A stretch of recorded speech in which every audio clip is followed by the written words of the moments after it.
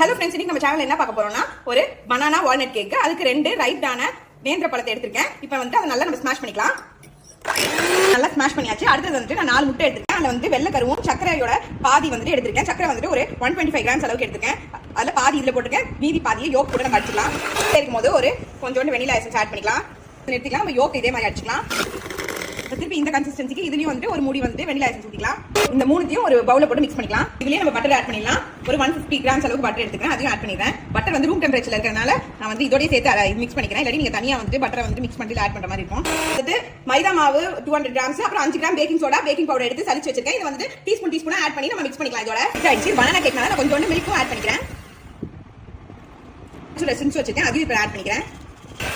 இந்த ஸ்டேஜ் நீங்க வந்து அவனை ப்ரீஹீட் பண்ணி வச்சுக்கலாம். இப்போ நான் வந்து இந்த ட்ரேல வந்து பட்டரும் மைதாவும் போட்டு கொஞ்சம் இது பண்ணி வச்சுக்கேன். இப்போ இதில் வந்து ட்ரான்ஸ்ஃபர் பண்ணிக்க வேண்டியதான். ப்ரீஹீட் பண்ணி நான் வந்துட்டு கேக் நல்லா ரெடி ஆயிடுச்சு. நம்ம எல்லாம் ஸ்பாஞ்சியா இருக்கு. அவ்வளவுதான்.